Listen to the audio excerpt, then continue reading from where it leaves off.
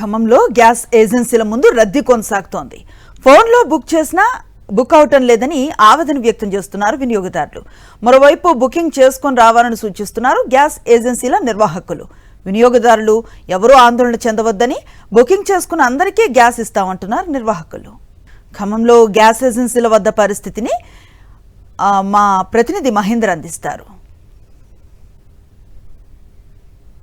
యుద్ధం ఎఫెక్ట్తో ఖమ్మం ఉమ్మడి జిల్లాలో గ్యాస్ కష్టాలు మొదలయ్యాయి. అన్ని గ్యాస్ ఏజెన్సీల ముందు కూడా జనం గ్యాస్ కోసం కూడా క్యూ కడుతున్న పరిస్థితి కనిపిస్తుంది. ఒకసారి మనం విజువల్స్లో చూడవచ్చు. ఖమ్మం నగరంలో గ్యాస్ ఏజెన్సీ ముందు కూడా వినియోగదారులు గ్యాస్ కోసం కూడా క్యూ కడుతున్న పరిస్థితి కనిపిస్తుంది. క్యూ లైన్ సంబంధించి మొత్తం గ్యాస్ సిలిండర్లకు సంబంధించి కూడా వాళ్ళు మొత్తం క్యూ లైన్లో పెట్టుకున్నారు. ఉదయం తెల్లవారుజాము నుంచే కూడా గ్యాస్ కోసం వచ్చి వాళ్ళు పడిగాపులు కాస్తున్న పరిస్థితి కనిపిస్తుంది. గ్యాస్ సంబంధించి ఎట్లుందండి?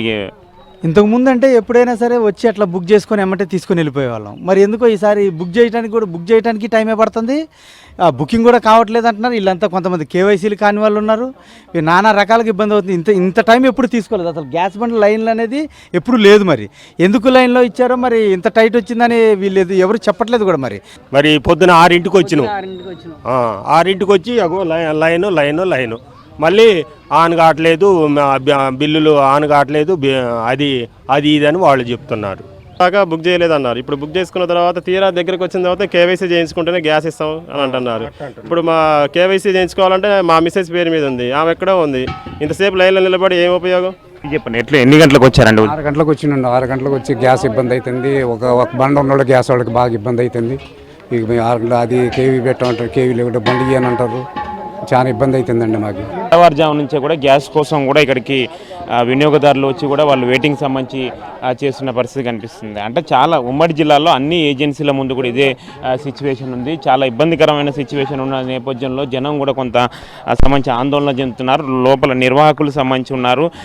ఎప్పటి వరకు ఈ సమస్య పరిష్కారం అవుతుంది, ఎటువంటి సిచ్యువేషన్ ఉంటుంది అన్నది కూడా వారిని అడిగి తెలుసుకునే ప్రయత్నం చేద్దాం.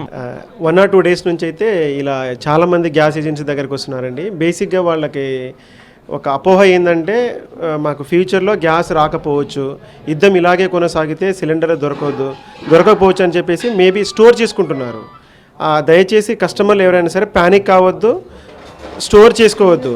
హోటల్స్కి సంబంధించి కమర్షియల్ ఆపేశారా? మొత్తం కమర్షియల్ టోటల్గా ఆపేశారు. ప్లాంట్లోనే సప్లై లేదు. సో మా దగ్గర ఉన్న స్టాకు ఉంటే నా దగ్గర 1 or 2, 5, 6 సిలిండర్స్ ఉంటాయి కమర్షియల్. అవి కూడా మేము హాస్పిటల్స్, ఎడ్యుకేషను ఆ డిపార్ట్మెంట్ వాళ్ళకి ఇవ్వడానికి మాత్రమే పెట్టుకున్నాం. మేము బయట ఇక్కడ ఎలాంటి సిలిండర్ అయితే ఇవ్వట్లేదు ప్రజెంట్గా అయితే.